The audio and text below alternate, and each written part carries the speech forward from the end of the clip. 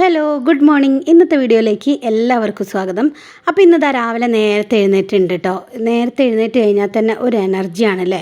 അപ്പോൾ രാവിലെ തന്നെ എഴുന്നേറ്റ് പ്രഭാത കർമ്മങ്ങളൊക്കെ കഴിഞ്ഞതിന് ശേഷം നേരെ അടുക്കളയിലേക്ക് കയറി കേട്ടോ. അപ്പോൾ ആദ്യം തന്നെ ഗ്യാസൊക്കെ തുറന്ന് ചോറിനുള്ള വെള്ളം വെക്കുകയാണേ. അപ്പോൾ ഇനിയിപ്പോൾ ഓണമൊക്കെ ആവാനായല്ലോ അല്ലേ. അപ്പോൾ ഓണത്തിനുള്ള കാര്യങ്ങളും ഒക്കെ ആയിട്ട് എല്ലാവരും ഭയങ്കര തിരക്കിലാവാനായി എല്ലാവരും തിരക്കിലേക്ക് പോവുകയാണ് ഇനിയിപ്പം.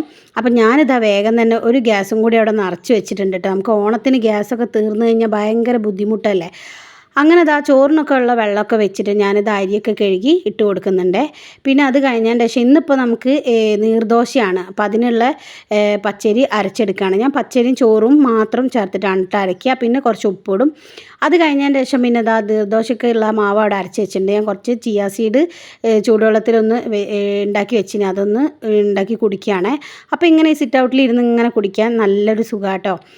അങ്ങനെ രാവിലെ കുറച്ച് കഴിഞ്ഞപ്പോൾ നേരമൊക്കെ വെളുത്ത് വന്ന സമയത്ത് ഇപ്പോൾ പുഴുക്കൾ ഒരുപാടുണ്ട്, ഭയങ്കര പുഴുക്കൾ. പക്ഷെ കടിച്ച് കഴിഞ്ഞാലേ നല്ല ചൊറിച്ചിലായിരിക്കും. അപ്പം ഞാനതിന് ഈ സോപ്പും പൊടിയും ഉപ്പും കൂടി ചേർത്തിട്ടാണ് കുറച്ച് വിനാഗിരിയും കൂടി ഒഴിച്ചിട്ട് സ്പ്രേ ചെയ്ത് കൊടുക്കും കേട്ടോ. പാവം തോന്നും, അങ്ങനെ ചെയ്യാൻ പാടില്ല എന്നാലും. പക്ഷെ നമുക്ക് എന്താ പറയുക, ഇപ്പോൾ അകത്തേക്ക് വരെ കയറുന്ന ഈ പുഴുക്കൾ. അപ്പോൾ അതുകൊണ്ട് ഭയങ്കര ബുദ്ധിമുട്ടാണ്. അപ്പോൾ രാവിലെ പേപ്പർ തരുന്ന ആൾ ഞാൻ അടിച്ചു വാരുമ്പോഴാട്ടോ വന്നത്. അപ്പോൾ ഞാൻ അവരെ കണ്ടപ്പോൾ തന്നെ ചൂല അവിടെ സൈഡിലേക്ക് മാറ്റി വെച്ച്, രാവിലെ നമ്മളിങ്ങനെ ഒരാൾ പുറത്ത് വരുമ്പോൾ അവരെ മുന്നിലേക്ക് ചൂലൊക്കെ ആയിട്ട് നിൽക്കുമ്പോൾ അത് അവർക്കും ഒരു ഇതല്ലേ. അപ്പോൾ ഞാനത് സൈഡിലേക്ക് മാറ്റി വെച്ച് പേപ്പറൊക്കെ ഒന്ന് നോക്കി. പിന്നെ അടുത്ത പണി ദോശ ഉണ്ടാക്കുകയാണ്, നീർദോശ.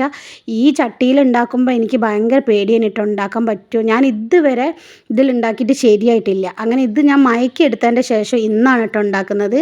അങ്ങനെ ഞാൻ പേടിച്ചിട്ടാണ് കേട്ടോ ഇത് തിരിച്ചിടാൻ വേണ്ടി പോകുന്നത്. അപ്പോൾ ഞാൻ നോക്കിയ സമയത്ത് പെട്ടെന്ന് തന്നെ കിട്ടിയിട്ടോ.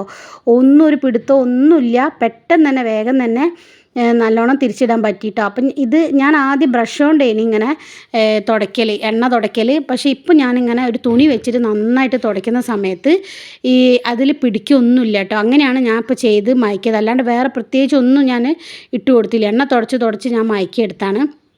അങ്ങനെ ദോശ ആയിട്ട് അവിടെ മാറ്റി വെച്ചിട്ടുണ്ട്.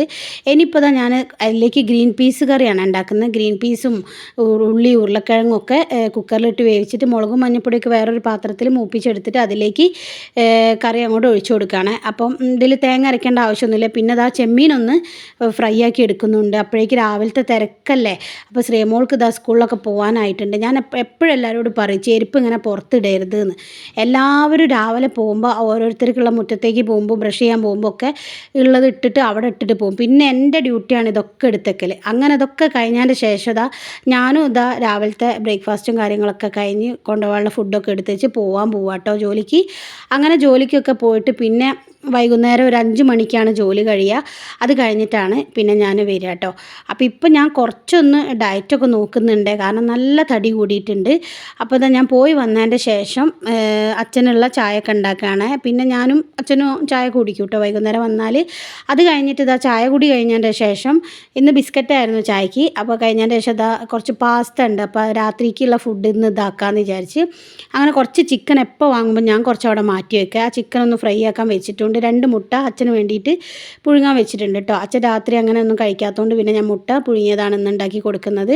അപ്പോൾ പാസ്ത വേവിക്കാനായിട്ട് ആദ്യം തന്നെ കുക്കറിലിട്ടിട്ട് ഞാൻ വേവിച്ചവിടെ ഊറ്റി വെച്ചിട്ടുണ്ട്. പിന്നെ ചിക്കൻ വേവിച്ച് ഫ്രൈ ആക്കിയെടുത്ത് അതേ എണ്ണയിലേക്ക് തന്നെ ഉള്ളി ഒക്കെ ഇട്ട് വഴറ്റി പച്ചമുളകും ഒക്കെ ഇട്ട് കൊടുത്തിട്ടുണ്ട്. പിന്നെ ഒന്ന് വഴന്ന് വരുന്ന സമയത്ത് അതിലേക്ക് ഇഞ്ചി വെളുത്തുള്ളി ചതച്ചതും കൂടി ഇട്ട് കൊടുക്കുക. ഇനി അതിലേക്ക് ഒരു ചെറിയ കഷ്ണം ഒരു ക്യാപ്സിക്കം ഉണ്ടായിരുന്നു കേട്ടോ. അപ്പോൾ അതും കൂടി ഇട്ട് കൊടുത്തിട്ടുണ്ട്. ഇതൊന്നും ഞാൻ എടുത്ത് വെച്ചൊന്നല്ല കേട്ടോ, ഇങ്ങനെ നമ്മൾ ഉണ്ടാക്കിയതിൻ്റെ ബാക്കി കുറച്ച് അവിടെ എടുത്ത് വെക്കുമല്ലോ, അങ്ങനെ അവിടെ എടുത്ത് വെച്ചാണ് ചിക്കനും ഒക്കെ.